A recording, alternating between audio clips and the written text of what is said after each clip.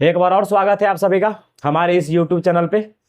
पिछले वीडियो में हम लोगों ने स्टार्ट किया था क्लास 11वीं का बायोलॉजी में एक नया चैप्टर जिसका नाम है body fluids and it's circulation, जिसमें सबसे पहले वीडियो में हमने बात किया था कि सर्कुलेटरी सिस्टम का जब हम बात करते हैं ह्यूमंस में या जनरली एनिमल्स में, तो उसमें 3 कंपोनेंट्स हैं सर्कुलेटरी सिस्टम का, ब्लड वेसल्स एंड हार्ट। तो हम लोग फिलहाल ब्लड के बारे में पढ़ रहे हैं। जब हम लोग ब्लड के बारे में पढ़ लेंगे उसके बाद blood vessels and then heart के बारे में पढ़ेंगे। तो दोस्तों, जब हमने ब्लड के बारे में पढ़ना स्टार्ट किया था तो हमने ब्लड के बारे में जाना था कि ब्लड में मेनली 2 पार्ट्स होते हैं, लिक्विड पार्ट्स और सॉलिड पार्ट। ब्लड का जो लिक्विड पार्ट होता है उसे हम लोग प्लाज्मा बोलते हैं, जो टोटल ब्लड का 55% होता है बाय वॉल्यूम। इस प्लाज्मा के बारे में हम ऑलरेडी पढ़ चुके हैं। यदि आप नहीं देखे हैं वीडियो तो आप जाइए चैनल पर, आपको प्लाज्मा से रिलेटेड वीडियो मिलेगा। आप प्लाज्मा के बारे में सब कुछ जान जाएंगे जितना क्लास 11th में पढ़ना होगा। तो दोस्तों, पिछले वीडियो में हम बात कर चुके हैं कि ब्लड का जो लिक्विड पार्ट है उसे हम प्लाज्मा बोलते हैं, और आज के वीडियो में हम लोग सॉलिड पार्ट के बारे में बात करने वाले हैं। तो सॉलिड पार्ट का क्या मतलब है दोस्तों? देखिए, ब्लड में जो सेल्स वाला पार्ट है, यानी कि जो भी सेल्स पाए जाते हैं ब्लड में, हम लोग उसे बोलते हैं कि भाई ये सॉलिड पार्ट है। और जब भी हम सॉलिड पार्ट की बात करते हैं, यानी कि जब हम सेल की बात करते हैं, तो ब्लड में 3 प्रकार का सेल होता है और ये टोटल वॉल्यूम का 45% होता है, ये बात याद रखिएगा। और इसमें 3 प्रकार के सेल है, आरबीसी, डब्ल्यूबीसी और प्लेटलेट्स। इस प्लेटलेट्स का एक और नाम है जिसे हम लोग थ्रोम्बोसाइट्स बोलते हैं। और ये आरबीसी, डब्ल्यूबीसी और प्लेटलेट्स, इस तीनों को हम लोग फॉर्म्ड एलिमेंट्स के भी नाम से जानते हैं। जब आप लोग क्लास 11th का एनसीईआरटी बायोलॉजी पढ़ोगे तो वहां पर आपको लिखा हुआ मिलेगा कि आरबीसी, डब्ल्यूबीसी और प्लेटलेट्स, इस तीनों को हम लोग फॉर्म्ड एलिमेंट्स बोलते हैं। तो दोस्तों, हम लोग प्लाज्मा के बारे में ऑलरेडी पढ़ चुके हैं। आज के वीडियो में हम आरबीसी के बारे में पढ़ेंगे, फिर अगले वीडियो में डब्ल्यूबीसी के बारे में बात करेंगे, और फिर उससे अगले वीडियो में हम लोग प्लेटलेट्स के बारे में बात करेंगे। और जब हम लोग प्लेटलेट्स के बारे में बात करेंगे तो वहां पर हम लोग बात करेंगे कि ब्लड क्लॉटिंग किस तरीके से होता है। तो चलिए आइए हम लोग बात करना चालू करते हैं आरबीसी के बारे में। तो ये आरबीसी क्या है? तो सबसे पहले ये बात याद रखिए कि ये जो आरबीसी है ना, ये एक सेल का नाम है। जब आप ब्लड को माइक्रोस्कोप से देखोगे तो आपको कुछ सेल्स मिलेंगे। जब आप ब्लड को माइक्रोस्कोप से देखोगे तो आपको कुछ सेल्स नजर आएंगे। उसी सेल्स में से, मतलब 3 प्रकार के सेल्स नजर आएंगे, उस सेल्स में से एक सेल का नाम है आरबीसी। और ये जो आरबीसी है ना दोस्तों, इसको हम लोग कंप्लीट सेल नहीं बोलते हैं, क्योंकि आप लोगों ने क्लास 11th में जब सेल चैप्टर पढ़ा होगा तो वहां पर आप लोगों को पढ़ाया गया होगा सेल थ्योरी। और हम जानते हैं सेल थ्योरी के हिसाब से कि जो भी सेल्स है उस सेल के पास न्यूक्लियस होता है। लेकिन याद रखिएगा कि ये जो आरबीसी है, आरबीसी एक ऐसा सेल होता है जिसके पास न्यूक्लियस नहीं होता है। और न्यूक्लियस के अलावा माइटोकॉन्ड्रिया भी इसमें एब्सेंट होता है, गोल्जी बॉडी भी इसमें एब्सेंट होता है। तो जनरली न्यूक्लियस नहीं पाए जाने के कारण हम लोग आरबीसी को कंप्लीट सेल नहीं बोलते हैं। तो जब भी हम आरबीसी के फुल फॉर्म का बात करते हैं तो कहीं कहीं पे आपको लिखा हुआ मिलेगा रेड ब्लड सेल्स। ठीक है, कोई दिक्कत नहीं है। लेकिन बहुत सारे लोग आरबीसी को सेल्स नहीं मानते हैं क्योंकि इसके पास न्यूक्लियस नहीं होता है। तो आपको कहीं कहीं पर रेड ब्लड कॉर्पस्किल्स भी लिखा हुआ नजर आएगा।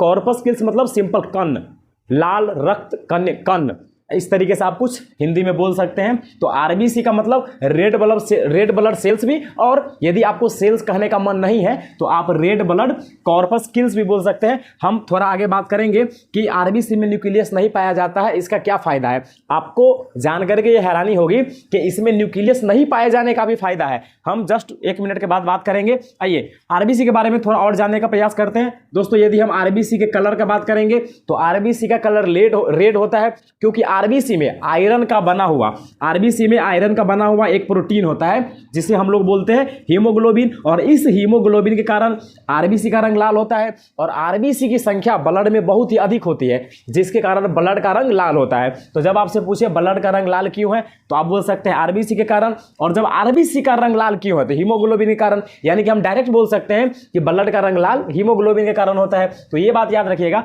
हीमोग्लोबिन एक प्रोटीन है जो आयरन का बना होता है। दोस्तों, यदि हम बात करें इसके अमाउंट का कि हीमोग्लोबिन कितना पाया जाता है, तो यदि आपके पास 100 मिलीलीटर ब्लड है, यदि आपके पास 100 ml ब्लड है, तो इसमें लगभग 12 से 16 ग्राम हीमोग्लोबिन होगा। इसको आप याद रखिएगा। नीट में मैच द फॉलोइंग में या स्टेटमेंट बेस्ड क्वेश्चन में इसका जो है अमाउंट पूछ देता है तो आप याद रखिएगा कि 100 ml ब्लड में 12 से 16 ग्राम हीमोग्लोबिन पाए जाते हैं। तो दोस्तों आइए आरबीसी के बारे में थोड़ा सा और बातें जानते हैं, जो समझने के लिए नहीं है बल्कि वो याद करने के लिए है।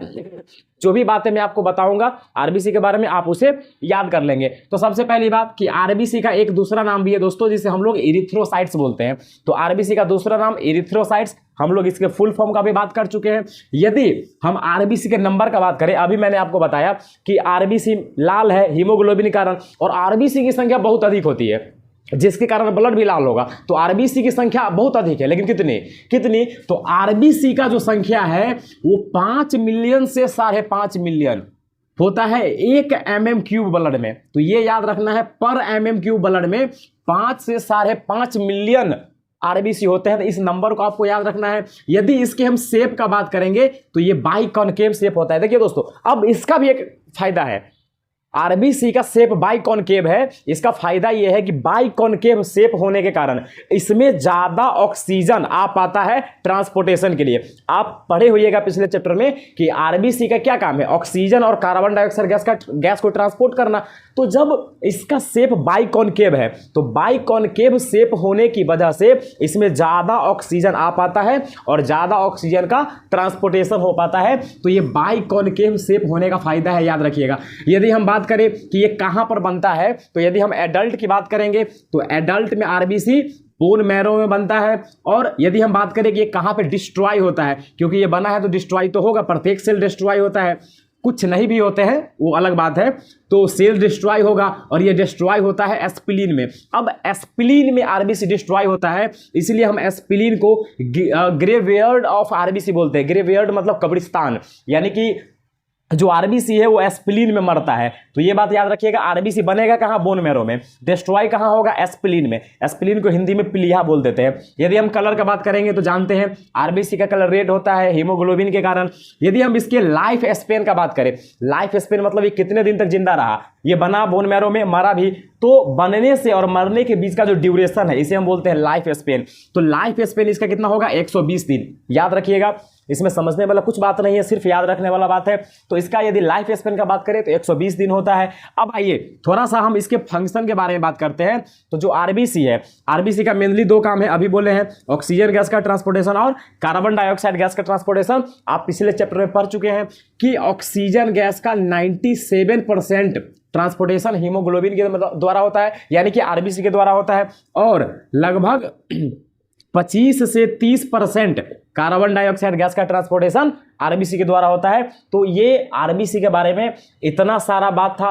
तो देखिए, मैंने आपको शेप के बारे में बताया कि बाइकॉनकेव है, मैंने इसका फायदा भी बताया। उसी तरीके से मैंने आपको बोला था कि जो आरबीसी है, आरबीसी के पास न्यूक्लियस नहीं होता है, तो इसका भी एक फायदा है। और वो फायदा ये है कि जब न्यूक्लियस नहीं है ना आरबीसी के अंदर, तो आरबीसी जब ऑक्सीजन लेता है ट्रांसपोर्टेशन के लिए, तो उसमें से बहुत ही कम ऑक्सीजन इस्तेमाल होता है उसके खुद के मेटाबॉलिज्म में, क्योंकि आरबीसी भी एक सेल है ना, तो उसे भी ऑक्सीजन चाहिए मेटाबॉलिज्म करने के लिए। अगर उसके पास न्यूक्लियस होता तो ज्यादातर ऑक्सीजन आरबीसी के ही मेटाबॉलिज्म में समाप्त हो जाता, जिसके कारण ऑक्सीजन कम ट्रांसपोर्ट हो पाता। लेकिन आरबीसी के पास न्यूक्लियस नहीं है, जिसके कारण उसकी खुद के मेटाबॉलिज्म में बहुत ही कम ऑक्सीजन खर्च होता है और ज्यादा से ज्यादा ऑक्सीजन का ट्रांसपोर्टेशन हो पाता है। तो दोस्तों, आई होप कि आपको जो है आरबीसी के बारे में सब कुछ समझ में आया होगा। और यदि आप इंतजार कर रहे हैं डब्ल्यूबीसी वाले वीडियो का, तो आप इंतजार कीजिए, बहुत ही जल्द आपके इंतजार को खत्म किया जाएगा और यूट्यूब पे डब्ल्यूबीसी के बारे में एक वीडियो